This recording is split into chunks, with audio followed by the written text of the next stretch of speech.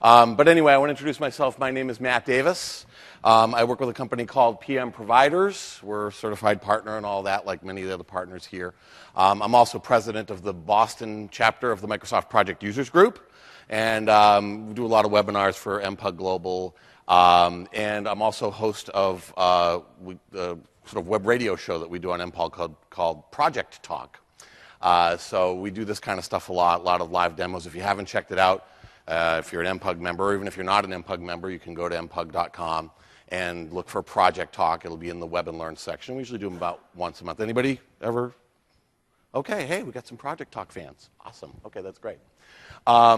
Again, I don't know if John's here or not yet, but I do the show with my partner, John Riopel. He may be in the room at some point, so if you want to hear about all the wonderful things that PM Providers can help you with, you can certainly, he'll be glad to sit down with you for several hours and talk about that if you're interested. So that's a little bit about me, obviously PMP certified and all the rest of that.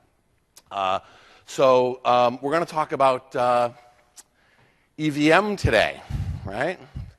And so I want to kind of set a little bit of a context for this because I want to make sure that you understand my approach, which is that I don't really like to do more work than is necessary, right? I think I must have that engineering gene that Ludo was talking about.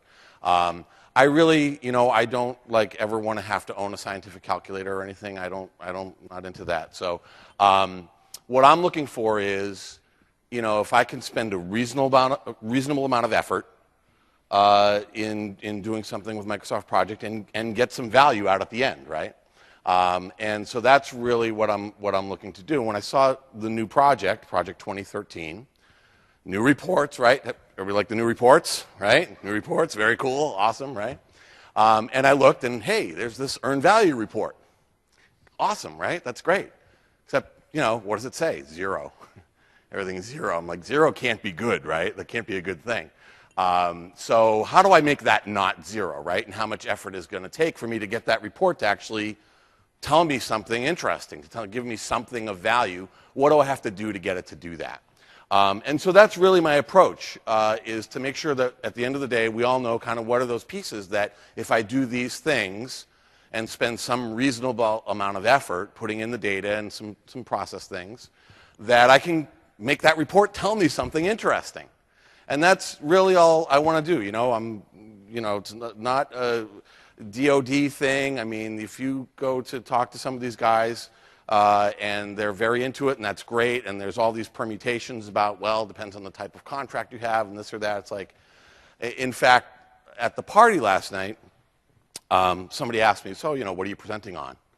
And I said, well, I'm going to do earned value. And like you could almost hear the music, dun, dun, dun, earned value? And then it went into the ensuing conversation was, oh, yeah, earned value, we tried this here and that, and the fixed rate. I'm like, yeah, I'm going to the bar, I don't want to get into all that stuff. What I really want to do is, like I said, put in a reasonable amount of effort and get something out the other end without needing a scientific calculator or a slide rule or whatever you're going to have. So that's really the idea. What are the key pieces of information? What are the key processes that I need so that really for the rest of us non-Department of Defense contractors, can we get something out of earned value? And can we make that report not say zeros, right? So that's the approach. So is everybody with me on that? If you have the heavy duty, like, DoD questions, find somebody with a pocket protector and they'll bend your ear for hours to do that. That's not what we're going to be doing today. We're going to take you through the steps that you need to go through in order to get some value out of that. Okay, so we're all good with that, right? Okay. So a little bit of the outline here. I do want to talk a little bit about earned value, so we know what it is. We have some context for it. So we'll talk a little bit about sort of the key concepts, like anything, right? Like project management or PMP or project, it has its own language, so we want to know some of the terminology and some of the acronyms and stuff like that. So we'll do that. And also a little bit about how we interpret that information, right? Because that's kind of important if we don't know what we're looking at, or we look at it and we don't know how to interpret it. So we'll talk a little bit about that. And then we'll talk about, okay, so now how do I get there, right? What are the data requirements? What do I really have to manage in Microsoft Project in order to make that earned value report telling me something? Also, there are some process needs, right? So we have this, we have some things that we have to do on a regular basis in order to get this data to be valuable to us. And there are some modeling options. We'll talk a little bit about some of this sort of esoteric stuff that I think is important for you to know, but it'll be very brief. And then I'm going to attempt, before your very eyes, to actually make the earned value report tell us something from 0 to actually telling us something. So we'll sort of do a little bit of a day in the life thing. And then obviously we're going to look at the reports in Pro, and also we'll take a quick peek into PWA, because in fact PWA has some earned value reporting stuff there too. So does that sound like fun? All right, I hope so. It better be. I'm determined to have fun no matter what, even though it's 9 o'clock on day 3. So we'll see what happens. All right, so let's talk a little bit about sort of the challenge here in earned value and how we do that. You can see our good friend over here. We've all seen her before on the left. She's our project manager, and she's dealing with resources and schedule and cost and trying to get deliverables out the door and all the typical stuff that we do as project managers. And then we have our executives over here who are, looking for accountability and efficiency and value and all that kind of thing. And so there are some very typical questions that we get asked. Sometimes I teach project courses, and I do talk about the elevator scenario, right? Where we walk into the elevator, you run into work, and you grab your coffee, and you run to the elevator, and there's like one of the senior VPs, right, standing there going, and he says, "So how's that project going? You on time? You going to make the schedule? You got enough resources?" He's just making conversation, right? But he's now asked you 3 questions that you are terrified to answer, right? Because you probably don't know. Right? Unless you're doing some of this stuff, so now you have a couple of choices. It's like, okay, so what I say, yeah, everything's great. Now you're really on the hook, right? Or you could say, I don't know. This is not a career builder answer. Or you can say, well, let me run that earned value analysis for you, and I'll let you know in a day or 2. Or maybe you have it. Hey, we're 3 months behind schedule, and I need resources, whatever it may be. So, are we on schedule? Will we have enough budget? Are resources delivering? Will we meet our customer expectations? Those are the kinds of things. These are not unreasonable questions for a VP in the elevator to ask you when you're running in, spilling your coffee on them, right? So we want to be able to answer those questions. And in fact, we can if we do some of the things that we're going to, all the things that we're going to talk about today. All right? So that's kind of our scenario. Simple questions. It's a question of what is your answer going to be, right? So let's talk a little bit about EVM. First of all, what is it, right? Let's get a definition. And when I actually looked for a definition as I was getting ready to put this presentation together, I found, 17. There was no one definitive one. So I'm going to share this one with you. This one's from the Microsoft Project 2003 User's Guide. That's a good source. I love that. So what they say there is it's a method for measuring project performance. Good. It indicates how much of the budget should have been spent in view of the amount of work done so far, key component there, work done so far, and the baseline cost for task assignment or resources. Okay, so kind of tool-centric. Obviously it's from the 2003 User Guide, but that's good. I kind of like that definition. A couple of other definitions. Project Magazine talks about a methodology. Used to measure and communicate the real physical progress. Keyword physical progress there. We'll talk a little bit about that later. Physical progress of a project taking into account the work complete, time taken, and the costs incurred to complete that work. Okay, that's pretty nice. NASA, I always like them. They're pretty good at defining stuff. And they say it's an integrated management control system for assessing, understanding, and quantifying what a contractor or field activity is achieving with program dollars. Good. Program dollars, another key concept here. Because when we talk about earned value, everything is measured, at the core, it's measured in dollars. And there's some indices and things like that we'll talk about, but it's dollar-based, right? And EVM provides project management with objective, true, accurate, and timely data for effective decision-making. And finally, these guys, I actually like this one a lot, which is why I put it in here next to NASA, it's a method for measuring project performance. Compares the amount of work that was planned with what was actually accomplished to determine if cost and schedule performance is as planned. So yeah, all a little bit different, right? So I sort of did a mashup on these, and this is my working definition for today, because this is the way I want to use it. And that is that it's a project management technique. I don't want to go quite as far as methodology. It's a technique for measuring project performance and progress. It combines measurement of scope, schedule, and cost in a single integrated system, right? So it's all there, which enables extremely accurate forecasts, which was something I felt was missing from the others. of project performance. So it's a way for us to really understand what's going on. And there's some really simple things we'll talk about later. But basically, if you do the sort of, here's the budget and here's how much I spent so far, cost against actual, that's really a two-dimensional view of your project. And while most executives, I'll say some executives, depending, will sort of want to go that way, they want to ask you to report that way, the fact is they're really kind of missing the boat, because without the third dimension of earned value, you could be in a place where, yeah, right on budget, but I've given you nothing, right? I've given you nothing of value. And so that's really why it's so important and valuable to talk about earned value. So we're going to kind of go through that a little bit. So at its core, there are some key components here. We'll talk about these acronyms and kind of what they are, just to level set, because we're going to see them later. So there are basically three fundamental values that are calculated for each task in Microsoft Project. Okay? And of course, you can always do it manually, but I think we should use Microsoft Project to do it. And they are planned value, previously called budgeted cost of work scheduled. I prefer PV, planned value. So that's kind of like what was supposed to happen, right? The actual cost, or actual cost of work performed, okay, so we talk about actuals and tracking, and the earned value that used to be called budgeted cost of work performed. So we're going to kind of talk about those each a little bit. So planned value, again, planned value is the budgeted cost of the tasks as scheduled, based on cost of resources, right? So our resources need to cost us something. Even though a lot of times we don't track that way within our organization, we need to have some sense of that there is a value to the resources and what they do. And it may be people, of course, or other types of resources. They've got to be assigned to tasks and then plus any fixed costs, right? So that's really our planned value, again, at a point in time, scheduled, right? So where are we in time? That's a really important element of this. So it shows essentially how much of the budget should have been spent at this point in time, based on the baseline cost of the task assignments and all of that, okay?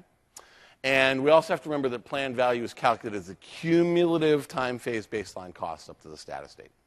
Status date, key word here. Okay, so one of the things that we need to make sure of when we're in Microsoft Project is that we set project information dialog box, right? Start date, all that stuff. Well, there's 3 or 4 dates in there. One is today's date, which you can change, of course. That always makes life interesting. But the other one is the status date. And in fact, the status date doesn't just create a pretty line on the Gantt chart. It actually provides the earned value calculation with okay, so where do you want me to assume we are now in order to run these calculations? So we'll look at that. We want to make sure that we do the status date. And again, when we get through kind of this stuff, we'll do this all in Project, so I can show you how to get there and what to do. Okay? So that's planned value. Okay? The next one is actual cost. Pretty simple. It's the cost that has actually been incurred to date again, for a task resource assignment. What cost have I incurred so far? That's pretty straightforward, right? We all can, get our hands around that. And then the earned value, EV, or formerly budgeted cost of work performed. So it's the value of the work performed by the status date. Okay, and it's measured in currency. Again, how much have I delivered for you? Okay, so it's literally the value of work. For instance, if I say I'm 2 days, if after 2 days 60% of the work is done on a task, I might expect that 60% of the total task budget is spent, or not. So you think about it like this. I'll give a different example because I think I might have messed that one up, missed something there. But if I was supposed to have spent $1, the earned value might be that I really only delivered you 67 cents worth of value for that $1. So the idea that I, planned to do this, but in fact I didn't quite get there, that's the earned value piece of it. And we'll see this again later. We'll talk about it a little bit more, but just to get a first pass on these. All right, so those are the three. Planned value, how much should I have spent for the work planned up to this point in time? Actual costs, that's pretty simple. What did I actually spend for the work performed? And earned value, how much value should I have at this point for the cost of the work that was done? Okay? And again, that cost of work for done is based on the status date. So if you look at my friends here, kind of just understanding this at an emotional level, I like to kind of get the gut thing going because then it really makes sense, right? We have our construction friend over here, and he's basically telling us, yeah, we spent all the money and actually some more. and we're also behind schedule, and your house is still only 25% done. That hurts, right? It's like, what? So you can see on the graph, okay, we were supposed to be at 100% planned value. We've actually overspent, and I've got almost nothing to show for it. Okay, that's the essence of earned value. That's where, you go, ugh, I just got kicked in the gut. And when I get that feeling, then I say, okay, maybe I should be paying attention, right, to what's going on here. So that's really what these elements are telling us, okay, is what am I getting for my buck, and am I getting what I should have gotten so far? Make sense to everybody? Okay. All right, so this is a typical EVM graph, and the reports in Project look a little bit different, but anybody seen something like this before? Okay, and maybe your eyes glazed over a little bit or not. But basically, we have these 3 data points, again, on here. So we've got the middle line, that's the planned value. You can think of it as baseline, that's where we're supposed to be, right? We've got our earned value, what we actually really have delivered, and we've got our actual cost. And so you can see the brackets, without getting into too much detail or breaking out our scientific calculator again, is that the brackets tell us what our variances are.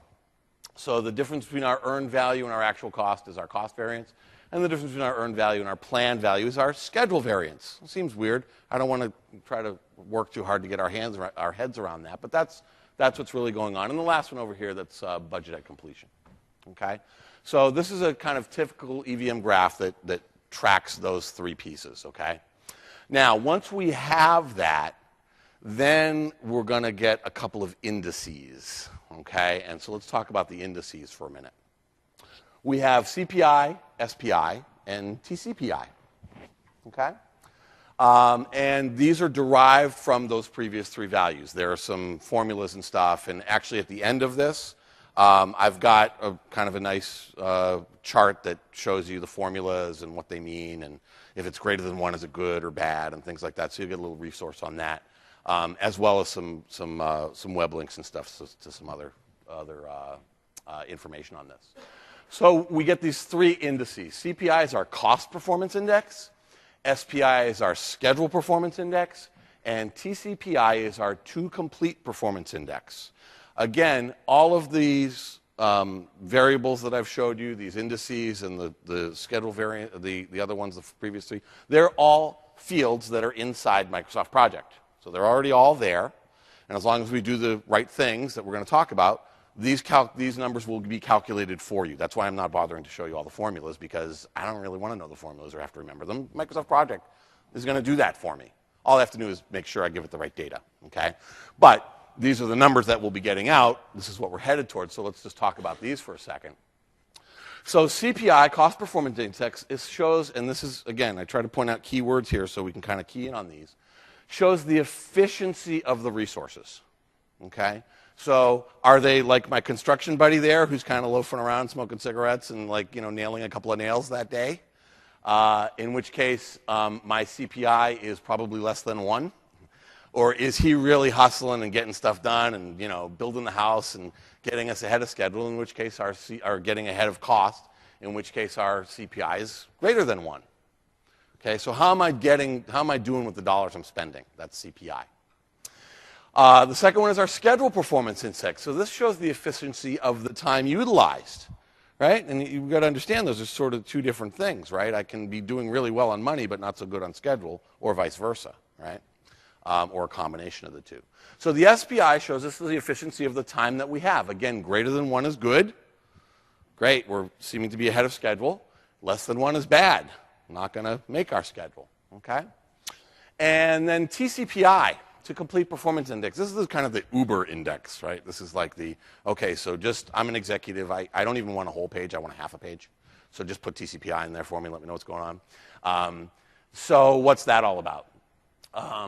Well, let's talk about these first. The TCPI, I'll get to in a second. That's sort of our Uber index again.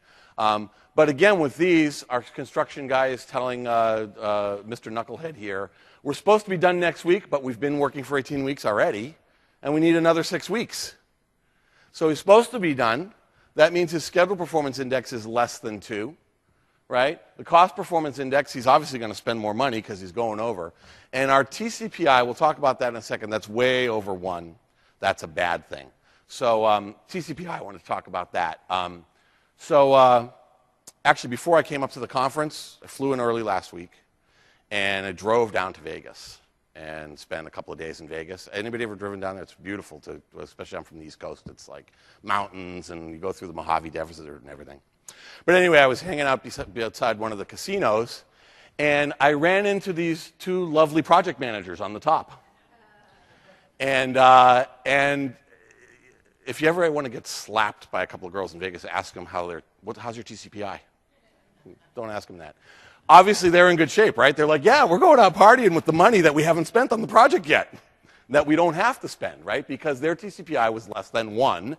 That meant that they had plenty of money left over and plenty more than they needed to complete the work. So they were doing good. It's a great indicator that, okay, I have enough resources, money, still to get done what I need to get done and more. Whereas our friend, Mr. Knucklehead down here, his TCPI was greater than 1. He was running out of money, and he still wasn't there yet. He wasn't going to get there with the money he had left. This is a bad thing, right? Anybody getting that same feeling that I'm getting? Like, I'm not there and I don't have enough money. I'm going to have to go back to the well or go tell my VP something bad, right? That's what TCPI is telling you, okay? How are you really doing in terms of the to complete, where you got to be, okay? So far, so good? Okay. So these are pretty much the core ones. So now that we know that stuff, how do we get there? What do we need to do in order to be able to make these numbers calculate and to be able to get our nice earned value report in our new 2013 reports to actually tell us something interesting? So there are a few data requirements, and I want to talk about each of them, and then we'll show them to you again in the tool. The first is that you need to have critical path, okay? Everybody sort of know how to get critical path. I'm not going to go too deep into that, but we're okay with that pretty much?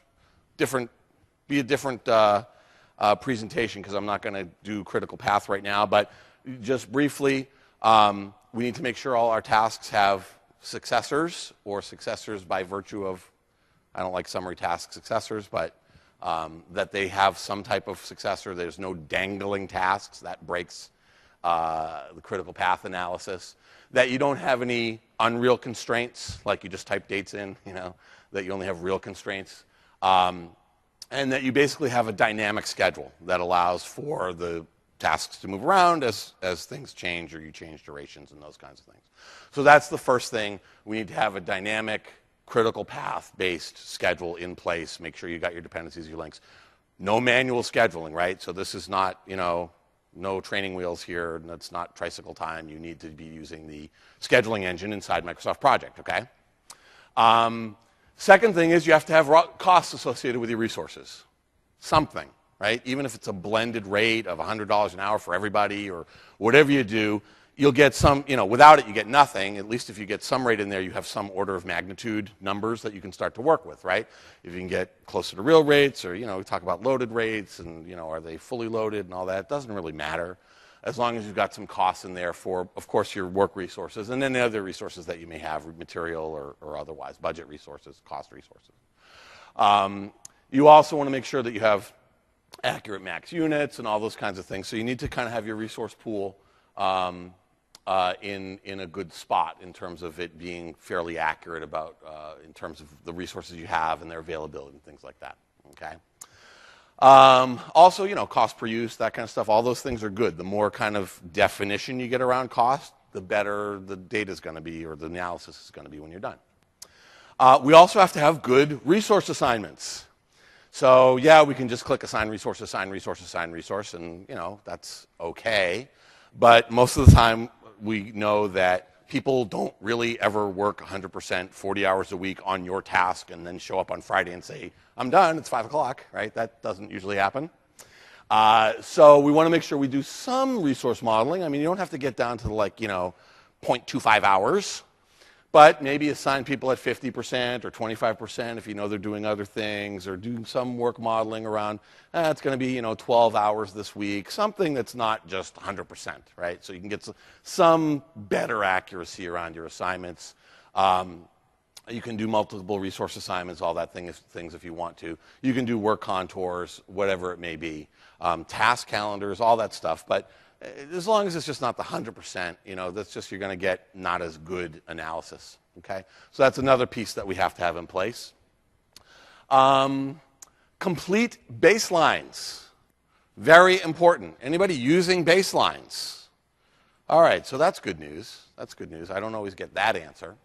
And I use the word complete. I qualify it with complete because sometimes we add tasks in the middle of our projects. And do we remember to then baseline them? No, right?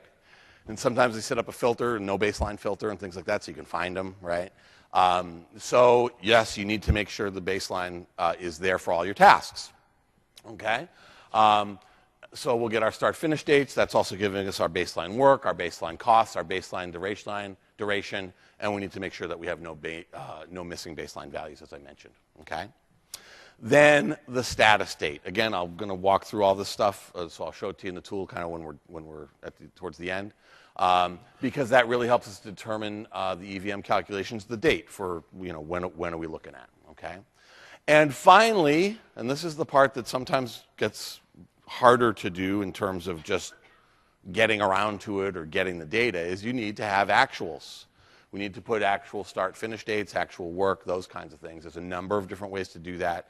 Certainly in standalone project, 100% complete sometimes is okay, unless you click on a 100% complete task that's in the future. That starts to get a little weird, like, oh yeah, I finished that next month. It doesn't really work. Or I'm planning to do that last month. So we have to do actuals in progress, get actual work, get remaining work, actual start and finish dates, and also make sure that we have accuracy in terms of incomplete work in the past is not there, and also complete work in the future is not part of what's in the data. We've got to kind of clean that stuff up, and we'll talk about that process piece.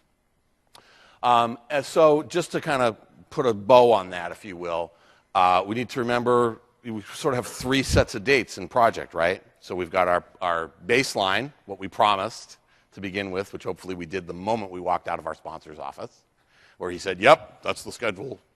August 15th, you're on the hook, right? Baseline. We've got our planned or current start and finish dates, and we have our actuals, right? So there's three sets of these dates inside a project. And for earned value analysis, or to answer the question in the elevator to our VP about how you doing, that simple question, we need to be managing all three of these models, essentially, right? So just so we're clear on that, there's those three models, and you need to be paying attention to all three of them, okay? All right, so those are the data requirements, essentially. There's 6 or 7, I think. I forget what the count is, but around that. So, there's things that we need to be doing. We can't be novices in Project. We need to be able to know how to get around and do these things. And again, I'll show them to you.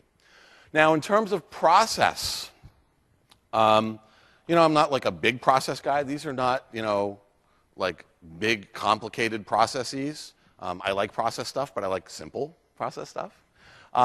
So there are basically 5 processes that you kind of need to have going, okay? We need to do some type of work and effort estimation, right? That's the better estimates we have, the better data we're going to have. If we just kind of, 2 weeks, 3 weeks, that kind of thing, you're not going to get very good information when you're done.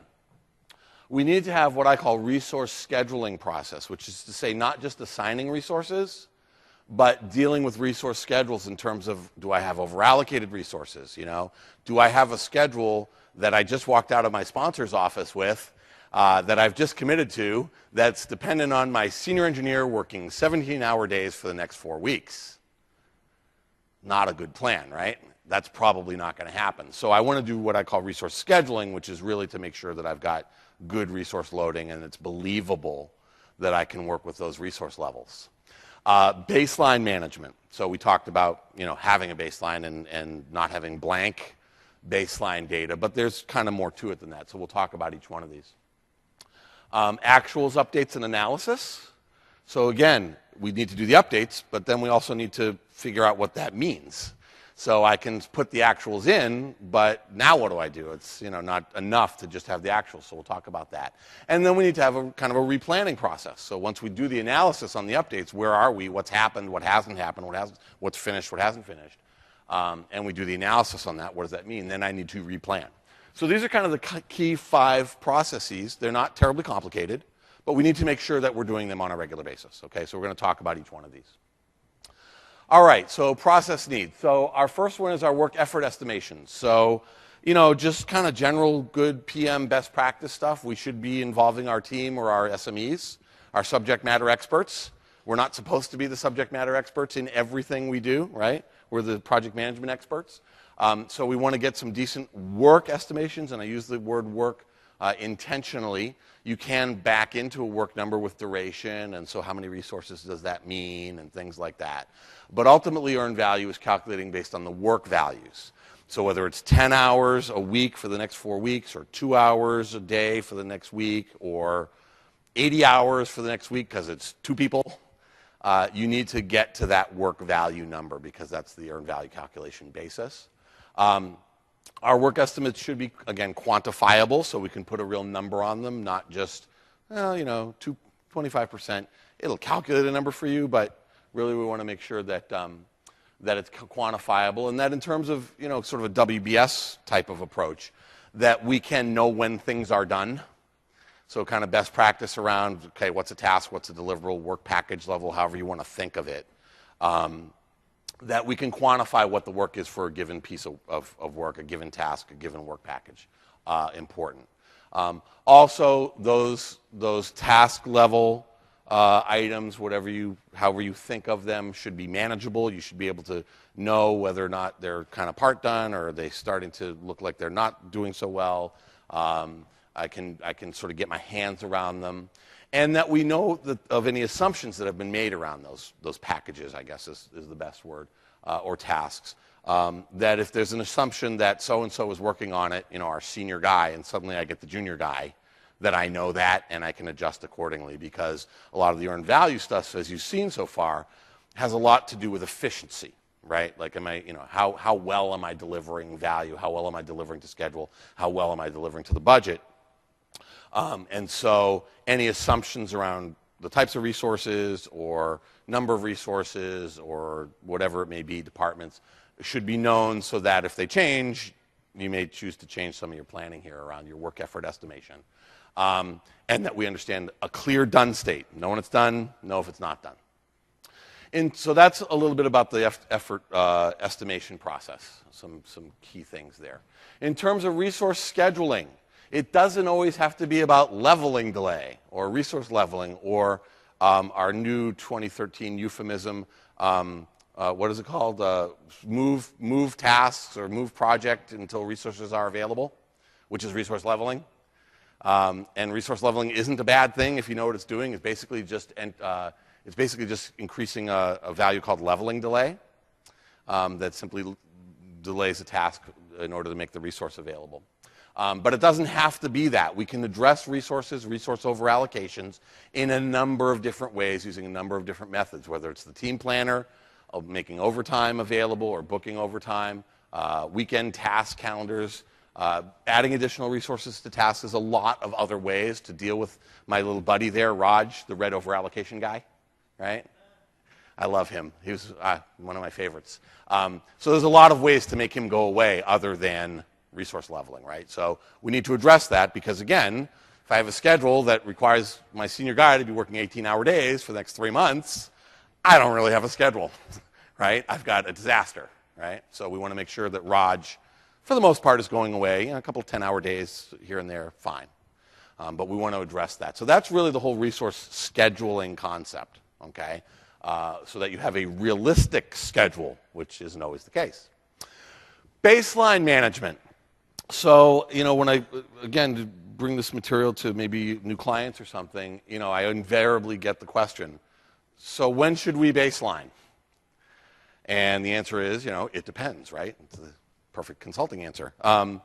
When should I baseline? So whatever your answer is, it may be different for any organization, probably will be different for any organization. Have an answer. I don't care what the answer is, just have an answer. Because your baseline is everything that you're being measured against, right? Especially in earned value. So, I have some guidelines around that. Certainly, again, the moment you walk out of your sponsor's office and he says, I like your schedule, August 15th, see you then, right? baseline, okay? I want to capture that for sure, right? Don't want to miss that one. And then, okay, so when can I rebaseline? You know, fastest way to get a project back on track? Rebaseline. But probably that's not going to fly. So there may be some rules that your organization may agree to or your sponsor may agree to around that. For instance, one that I will try to insist upon as much as I can is approved change order. I'm rebaselining, right? I'm not going to get measured against, you know, the budget that was $500,000 now and for 6 months, and now you want me to do a $3 million project in 3 years. Time to rebaseline, right? So that's certainly one that I definitely want to trigger rebaselining. A lot of times I'll go for, it's a nice one if you can get it, stage gates. Oh, it's approved stage gate, great. Hey, you know, progressive elaboration, right? We've learned new stuff. We know better about what's going to happen to this project now. We should probably rebaseline, right? You can try it. It helps. And of course, you can always stuff the old one in baseline 10 or 9 or whatever if you want to. So you can certainly do that. Again, ensure new added tasks are baselined. And there are ways to do earned value measurement against the other baselines if you want to go through some additional calculations and stuff, but just keep in mind baseline 0, or the default baseline, is the one that all the earned value calculations are going against.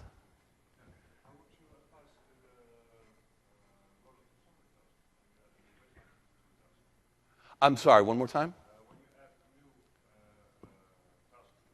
Mm-hmm.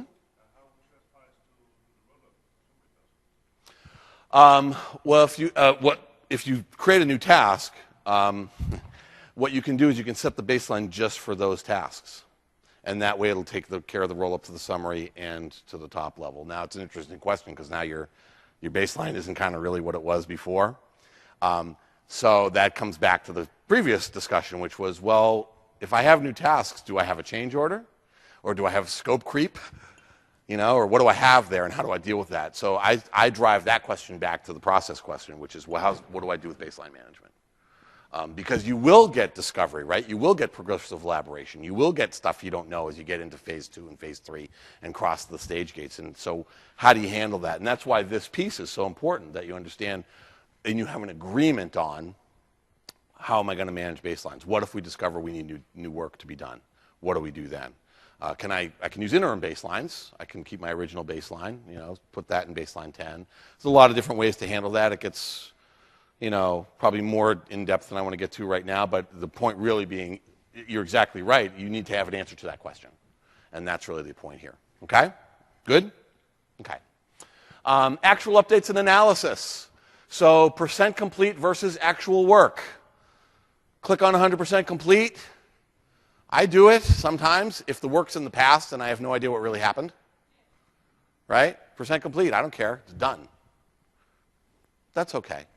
Percent complete, like not looking at my Gantt, like, you know, those people that drag the vertical split over and they start using it like Excel. And they start clicking 100%, you know. And now you've got all these tasks that are like in the future and they're done.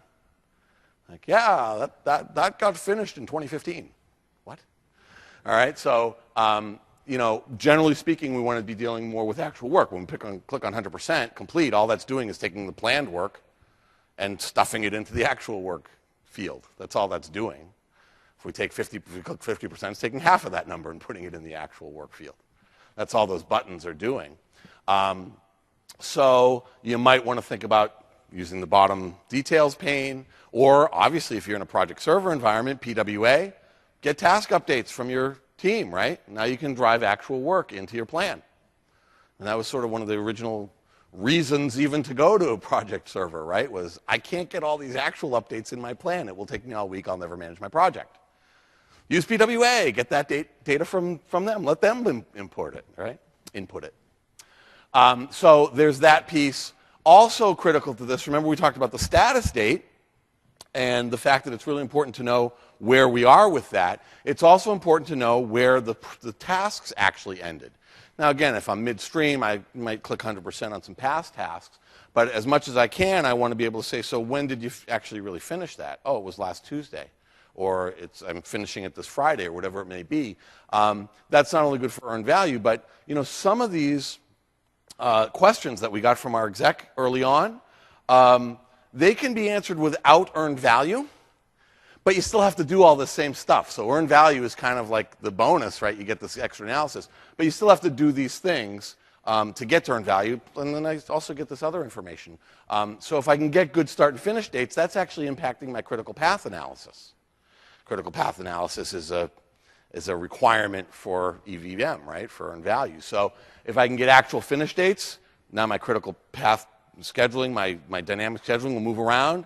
That helps me to predict my end date, my end costs, and all the rest. So I actually want to know when things finish. That's good if you can get it. And we're going to talk about this in a minute, physical percent complete versus basically duration percent, or duration complete. Microsoft Project uses duration complete, which for us that don't want to grab our scientific calculators and do the pocket protector thing is okay, but there's of all of the discussions that I generally leave and go to the bar for, this one is one that is worth knowing about, so we'll talk about it briefly. And then finally, replanning. So we've gotten our actuals in. We see that Fred didn't finish the thing he was supposed to do last Friday until, it was this week. And this stuff ended early, thank goodness, and other stuff is still not done, and all those things. Now we have to analyze that and say, okay, so what does that do to me? Where am I now against my baseline? How far off am I? What can I do about that? Can I, do the typical things, crash the schedule, add more resources? Can I cut the scope? Can I, do something that might not hurt quality too bad? Whatever it may be. I need to do that analysis, and then once I've determined how I'm going to, help fix my schedule, or at least get it closer to where it should be, then I need to replan. I need to address reality, right? We plan, and then reality strikes. Things don't go according to plan. People don't finish stuff on time. Somebody's out sick, whatever it may be. And so we need to account for that. And so we need to do things like make sure we don't have completed tasks in the future, as I mentioned. We may need to re-estimate tasks that are in progress. Yeah, we thought it was going to take 20 hours. It's going to take 90. Good information, right? Thanks for letting me know. And I need to, very important, reschedule incomplete work. I cannot have work planned for the past. Again, this is all really more critical path stuff and CPM, but I have to have that for earned value. So if I have tasks that were supposed to be done last month that didn't get done, I'm going to reschedule those to happen in the future. I can't plan to do stuff in the past, right? So I need to make sure that that's addressed, okay? All right, so those are kind of our 5 key process needs. I know I kind of spent a lot of time and made them sound complicated, but they're really not. I mean, as long as you're using the tool and you know kind of where to go, this is just part of something you do on a weekly basis or a monthly basis or whatever it may be, okay? So, how does that kind of all flow? Typical schedule maintenance cycle, I call it. Schedule maintenance, maintain that schedule. So we're going to get our work effort estimates. We're going to do our resource scheduling. And by the way, this is sort of a prescribed order because, you ever try to sit down with an engineering team and Microsoft Project and try to build out a schedule? Don't try this. I've done it. So how long do you think that'll take? Oh, well, I've got a dentist appointment on Tuesday, and, it gets crazy, right? It'll take us a week. Just you? No, me and the whole team. So that kind of stuff, right? But we want to get those work estimates in place, do our resource scheduling, so we have a good resource-loaded plan that's believable without hugely overloaded or over-allocated resources. We want to make sure we manage the baseline, so we take that snapshot when we walk out of our sponsor's office, and we take that again when we have a big change order, and we take it again, maybe if we're lucky, when we cross a stage gate. That we are then doing our actual updates and analysis and replanning. And around we go. We go around this cycle on a regular basis throughout the project. Weekly, monthly, quarterly, I don't care. Whatever works for you. If it's a 10-year project, quarterly might work. Shorter projects, weekly, depending on your reporting cycle, depending on how much data you think you're going to need to manage. Whatever the cycle may be, it needs to be regular and make sure that you're doing it on a consistent basis. Okay? What else? The EVM modeling options in Project. So this was sort of one of those, esoteric things that I was talking about. So Microsoft Project by default uses the duration-based percent complete. And what that means is it assumes that if you have a task that's 10 days long and you click 50%, that 5 days of that is done, and that 5 days in duration that's complete, it's using those 5 days for your earned value analysis. Now, if you think about work contouring or the fact that, well, yeah, it's a 10-day task, but I'm doing all the work on the last day, not that I ever do that, but it does happen, right? Then duration-based completion, duration-based actuals may not really be the right thing. Now, I'm going to use, when I show you in Project, I'm going to use duration-based just because, again, I want to keep it simple. I don't want to get fancy. However, when you saw some of the definitions at the beginning, you noticed there were some of the words, physical completion, right? NASA likes physical completion. And if you talk to the guys who, keep me from the bar talking about earned value, they will tell you, physical percent complete is really the right thing to do. And in many ways it is. There's kind of two very simple things you need to do. You need to tell Project to use physical percent complete instead of duration. And I'll show you where to do that. File options, advanced page. And you need to insert the physical percent complete column into your table and use physical percent complete instead of clicking on the percent complete buttons and that kind of thing. Those are really the only two pieces. If you do that, then the idea with this is, yeah, I know I'm 5 days into it, but, I'm looking at the 4 walls and you've only painted 1. How could I be half done? Right? So that's kind of the concept here, is I want to look, physically inspect, and when I put physical percent complete in, it's based on nothing other than I'm saying it's 50% done because I'm looking at 2 of the 4 walls. Okay? Question? You can, and that's a great way to go. But again, 2 things you're going to do. You're going to tell Project to use, well, you can if you're using the percent complete method. With physical percent complete, it's going to calculate, I believe, based on actual work still. That's a good question. Let me think about that and I'll come back to it. But I just want to give you this and show you how to kind of where this is and how to do it if you want to use physical percent complete, okay? Other questions about any of that? Oh boy, here we go. I don't have product pocket protector, so easy, okay.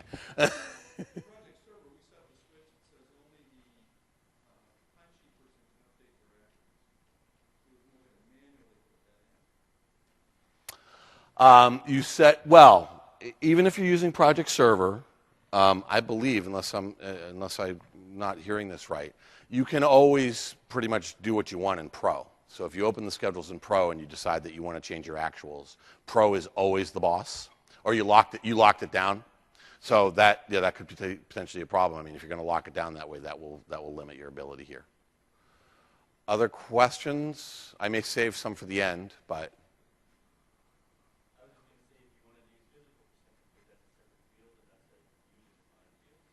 It's not a user-defined field, it's a separate field. But it's user input. So it does away with a lot of the duration-based calculations.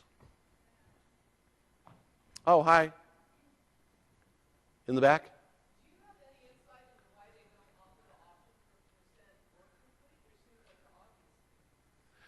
I do not have any insight into that. I'm sure there's someone at this conference who does.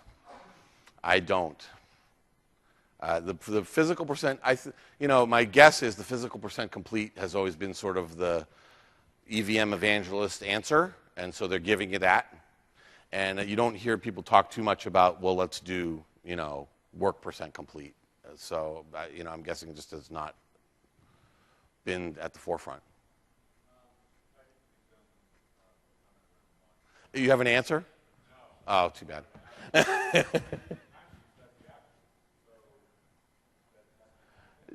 Well, timesheets or task updates, either way. And in fact, one of the ways, now that you mention it, that you might go around that is use both. And you could use, and you can set them up so the timesheets don't drive back into your plan. So you can do timesheets, and then you're going to lock that down. Then you can use task updates and drive the task updates into the plan and allow them to do the actuals. That's one of the ways, a lot of times, especially where you want to do timesheeting, but you don't necessarily want that data coming into your own value analysis. Sometimes I like to set up Project servers so that those two pathways, if you will, those two processes, timesheets versus task updates, are not synced. It's actually a way to get around that. So that might be an answer to get there. Okay? Other questions? All right, so now comes the hard part. I'm actually going to go try to show you some of this stuff. All right, so, oh, it's asleep. Okay. All right, so you can see here, just to kind of go back through our data requirements and our process requirements, that I have a, oh, I just broke your mic. I hope you don't mind. I'll just stick it in my pocket for now. That I have a critical path schedule, right? Pretty simple, just a bunch of tasks. They're linked together. I've got a few parallel tasks. I just put a simple plan together just to show you. But I have critical path, right? So if I format the Gantt, you can see I've got critical path analysis, right? Pretty straightforward. Dependencies, no summary task dependencies, that kind of stuff. A couple of milestones. Pretty basic. It's dynamic, right? If I, move a duration to, make it longer, the whole thing moves, right? That kind of stuff. So I want to have dynamic scheduling. I have notice I always keep the indicators. Hate it when people hide that. It drives me crazy. I don't have any task constraints. I can see that because I don't have any little calendars here, right? If I kind of do this, again, just, you can see the little calendar. Tells me that I have a task constraint, right? So I don't have any of those. I don't type dates in here. I'll just undo that to get rid of that. I also don't have I have resources loaded, right? So I've got some resources in there. We'll take a look at that just so we kind of remember that. So if I go to one of these resources in the resource sheet, I can see that I have rates for my resources, right? So pretty simple, standard rate. I actually have some material resources and things like that in there. So again, a key data point that we need to make sure that we have in our file. Obviously, I have a couple of non-critical tasks as well. Resources and resource costs I have, and I have resource assignments, right? Here's Sonia and John and all of that. And in fact, let me take a look at, it's been a little while since I looked at this file, so I've got to actually remember. So I've got John at 100% over the 3 days, and I seem to have them at 100% a lot. Let's see if I have them that way all the time. All right, in the next file I don't. But I do have the resource assignments here. Okay. What else? All right, so let's walk through this. Actually, on this file I have 100% assignments, so I'm going to go. I've got a couple of pre-baked files here, obviously, that I'll show you, and I'll kind of do some stuff live as well. Let's see if I got the resource assignments different here. Yeah, okay, so next step was I refined some of my resource assignment data, right? So here now John's at 33%. And of course, one of the ways I like to do that, I'll just go back to the first file for a second, is let's go to the details. Let's figure out what's happening here, and I can either maybe drop the units to 50%, or I can say, let's cancel that. Let's say this is really 10 hours worth of work, and okay that, knowing that my duration might change, right? It's because it's a fixed units task, so I need to maybe play with that a little bit. Let's make it fixed duration just for now, and then I can make this 10 hours. Oops, 10 hours. So I like to do, and I have actually done it successfully on a few times with engineering teams, where I'll actually kind of use this view and say, okay, we think this is going to take about 3 days, but really, what are the resources? Oh, me and John and Sally. And how many hours each? Well, she's probably going to spend about 5 hours. And then you can actually get really pretty good estimates, right? And sometimes if I even just show this to my engineering team, they'll be like, oh, I get it. And they start to get into it, right, because they're engineers. So they'll be like, oh, yeah, no, that's 2 hours. Oh, I'm going to need Tim. And then all of a sudden, you got all this great data.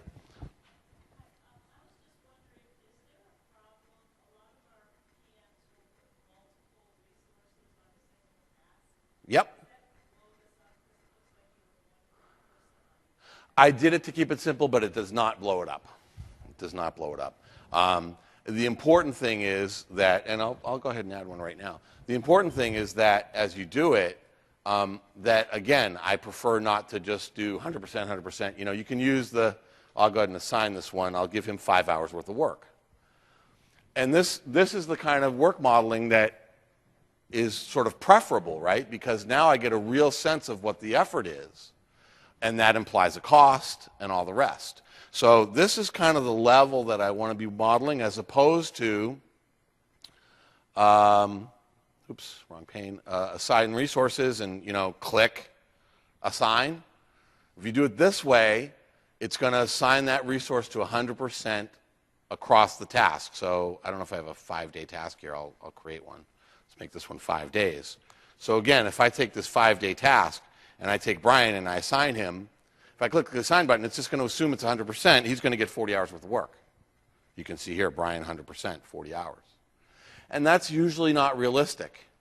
So one of the things I like to do instead is, I might use the assign resources dialog box, but I can put in the units, or, whoops, what I really like more is, let's go down here and say, no, it's 12 hours.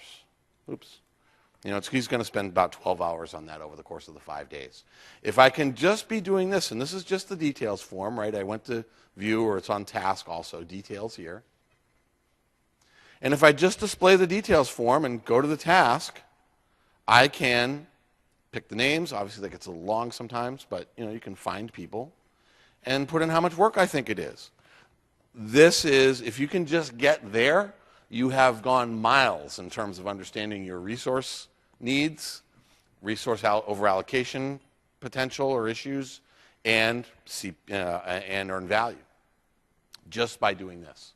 So, you know, if nothing else, I'd love to see you doing your resource assignments this way, because you're going to get much better data, not only for earned value, but resource allocations, all the rest, okay?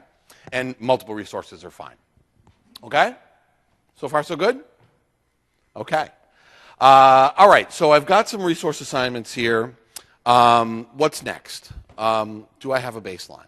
Well, let's go look at baselines. So there's no great magic to baselines. And in fact, the way that I like to know if I have a baseline is just to go use the tracking Gantt. Now, sometimes you got to drill a little harder to get this. I think under views, other views. Sometimes it's there depending. Sometimes you got to go more views. What I actually like to do is go find the tracking Gantt in here and edit it and make sure I show it in the menu, because I use it a lot. All right, so again, I'll just kind of walk through that real quick. View, more views, or you can go here, more views. Find the tracking Gantt and edit it so I can just check this box, and then I don't have to drill so hard to find it in the future, okay? So having said that, I'm going to go see the tracking Gantt to see if I have a baseline. That's not very happy. Come on. Am I freezing here? Let's try it again. Oh, I didn't get the tracking Gantt. I missed the click. Okay, there we go. Tracking Gantt. So I can tell just by looking at this that I do not have a baseline. And the reason I can tell is because, see how the bars are skinnier than they usually are? That's because they're making room for the baseline bars below them. And I don't see any bars below them. So that's how I know I don't have a baseline. Now, there's other ways to know that, too. A few other ways to know that. Well, I could use a table, like the schedule table, I think it is. Come on. Or is it the tracking table? It's not changing for me. Why is that being a pain right in front of all you people? Let's see if I can get it to, there we go. It is the other table. It is the variance table. Thank you. Baseline start, baseline finish. NA. It's another way I know I don't have a baseline. And of course, the third way, just so we can kind of see all this, is if I go to Project Set Baseline, I don't see a date here. If there was a date here, that would be the date of when I saved the baseline. So I know I don't have a baseline. So the next thing I want to do is obviously set my baseline. I just walked out of my sponsor's office. And what you'll see is when I set the baseline, and this is the view I want to use because you can actually see what happens is, all that happens when I set the baseline is it takes the start and finish dates that you see there, my planned start and finish dates, and copies them into the baseline start and finish dates. Baseline start and finish dates. Okay? And then you'll see the bars plot. Now, there are some other fields that are also captured when I do this. Baseline cost, baseline work. There's a few others. In fact, if you insert a column, you can see all the baseline values that are captured. But that's really all that's happening. But that's also why it's really important that you remember to save the baseline when you walk out of your sponsor's office. Because 3 days from now, you're going to change the plan. And then if you try to snapshot it and get the baseline, you're going to copy all the new values. Right? So you got to remember to save it right when you're committing. Okay? So I'm going to set this baseline. I'm going to set it for the entire plan. And again, what you'll see is you're going to see these two columns populate, and you're going to see my gray bars show up over here. Now I have a baseline, a comparison point. Okay? So key element, that's how you do it. Pretty simple. Okay?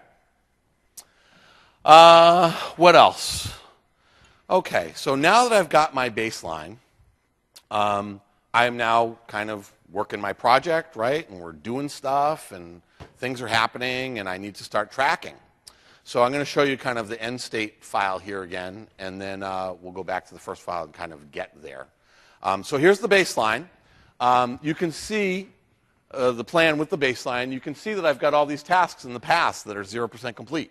So I need to deal with that, right? I can't have stuff planned to do in the past, okay?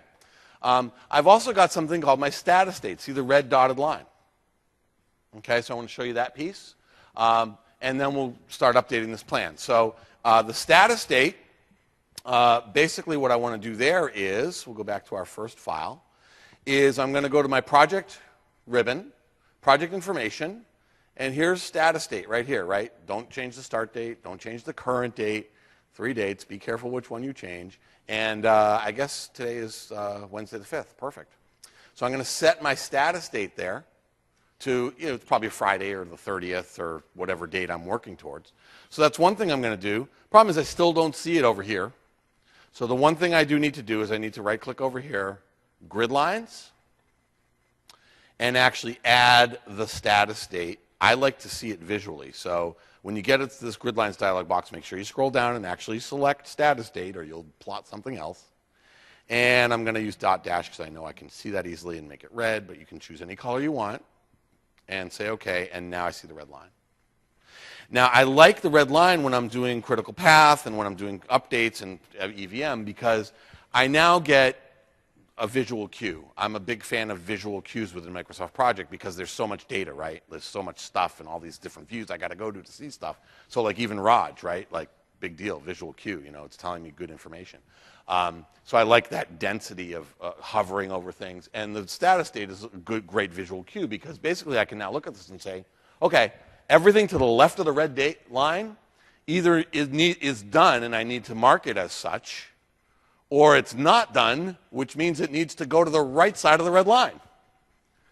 So that helps me to just kind of manage the schedule, maintain a viable schedule, maintain a believable schedule. Okay? So I'll use the status date for that. Now I can start to work with my actuals. So again, in the past, maybe I'll mark a couple of things complete. Yeah, this happened on time. It's always good if task 1 starts and ends on time, right? So we're doing great so far. We're done, okay? However, there are other ways to do this. I will use 100% complete sometimes for something like this. And again, when I mark something 100% complete, let's go to our kind of next piece of this, which I think is in this one. And this is our actual start and finish dates. Remember I mentioned the three models, if you will? So actual start, I know I had it in here somewhere, but I'll just add them again. And actual finish. All that's really happening when I click on the 100% complete tool is it's copying the planned start and finish dates into the actual start and finish dates. It assumes when you click on 100% that everything's going according to plan, like that ever happens, right? So that's what's happening when you click on those buttons. So instead, what I like to do is say, yeah, that's probably not the way life really is. So why don't we use mark on track, update tasks. And this dialog box, now, I could have obviously typed into the columns, but I don't like to use Project like Excel because it's not. So I like to use this and put in the actual finish date and say, okay, well, it was, we're planning for the 27th. Hey, I actually finished a little early. I finished on the 24th. Great. Or I could change the remaining duration or actual duration. I get more data in terms of the actuals, so I might put that in. Now, well, I was off by a month. Let me undo that. I wanted to finish early. So mark on track, update tasks. Instead of January 27th, I'm going to say I finished on January 22nd. And now I've got ahead of schedule, right? I'll do it one more time. Maybe I went a little too crazy. We'll back it up by a couple of days. January 25th. February. See, I almost did the same thing. Thank you. January 24th. And I'll put a start date in too of the 23rd just to kind of make it happier. And the 24th. Okay, that should work. We'll see. Okay, so now 100% complete, but I'm now getting better, accurate, actual information. I know when it finished, and I could have changed actual work, remaining work. I could have done it that way with the details form. That's another way I like to do this. I'll bring up the details form, and on this particular task, I might say right-click over here on the details form, and I can use the work version of this form. And now I can say, okay, actual work, that's planned work. Actual work was 16. Oh, let's make it 14 with 2 remaining. Again, using the task form or details form, very accurate way now of actually saying what work really happened. So if you get in the habit of using the form here, so much the better. That's right, because there's remaining work. So I'll change it back to 0. But I'm just pointing out that you can do that here. And now you're getting better forecasting. Now I'm getting better data. I'll go ahead and put 0%, 0 remaining. Now I'm back to 100%. So again, I'm kind of working at the assignment work level here. Actual assignment work, or actual data for assigned work. You can think of it that way. By being in this form here, I'm now dealing with the assignment level data, the union of tasks and resources, right, that mapping. And I'm dealing with actuals for that particular assignment, how much that resource did on that task. That's the most accurate way to be doing tracking. Which, if we're using timesheets, Takes care of itself. People can do that stuff as well, depending on how you're asking them to collect the data, your tracking method, percent complete, or the more accurate you do that. If they give you actual work, remaining work, you're getting this, or actual finish date, then you've got everything you need here to do that. Again, the more accurate, the better. I can do percent complete, but okay. Oh, while I'm at that, I just wanted to show you real quickly, file options, advanced page, scroll all the way to the bottom, default task earned value method.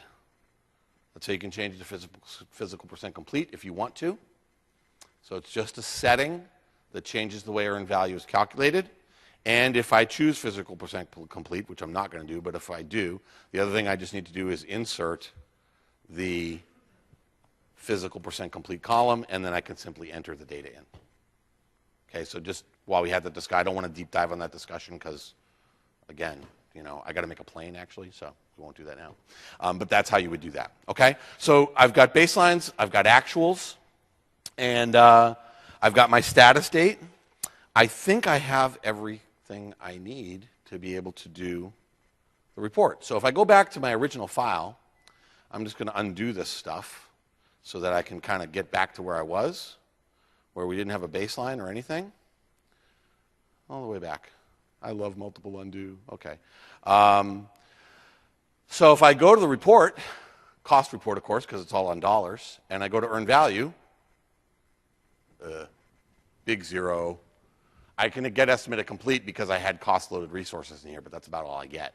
And if I scroll down, not very interesting charts, are they? Damn, what am I going to do? However, if I now go to my sort of final state file, where I can see my, and that's the last piece I wanted to show you. You can see in this that I've actually got no incomplete work on the left. I've got no complete work on the right. And the last thing that I did was to reschedule remaining work. So I'll go to one previous file, and we're starting to run out of time, which is good. I thought I might have to tell more jokes. If I go to the previous file, and you can see I've got some work that's not complete in the past, right? These two tasks, this one and then part of this one, is planned for the past, and it's not done. That's bad, right? Don't plan to do things in the past. It usually doesn't work. So the last piece I want to do to maintain my schedule is I want to go to the project ribbon, and I want to update project. And when I do that, one of the things I have here is the option to reschedule incomplete work to start after, and it happened to pick up, that's not today's date, that's the status date. So it knows what my status date is. Okay, so I can say, yeah, just take all that stuff that's on the left side of the red line and move it to the right side of the red line, because it's not done yet. We're going to have to do it tomorrow. So I'll say, let's reschedule the incomplete work to start after my status date. You will note now I do have some constraints and some overallocations, by the way, so I am going to have to analyze. Remember I said do actuals and then analyze? So I'm going to have to do that and replan. But at least now I've dealt with the issue of having work planned for the past.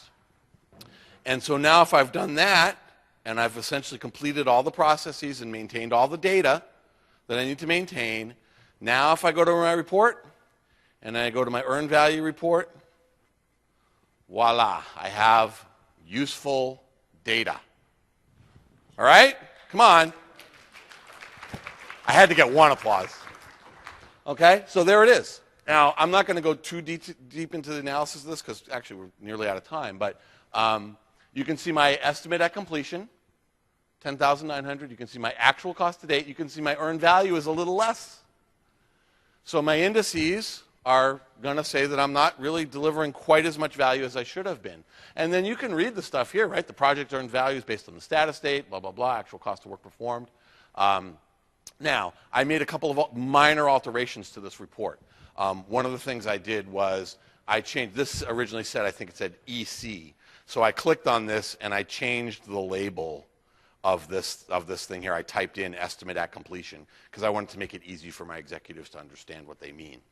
The other thing I did was I changed these. These still say BCWP and BCWS and all of that. So really all I did was, if you right click, I selected this, and if I right click on the field here, field settings, I just alias them. The field is really ACWP. I just change it to AC to make it easier to see, right? Because I like the shorter ones because I like stuff simple.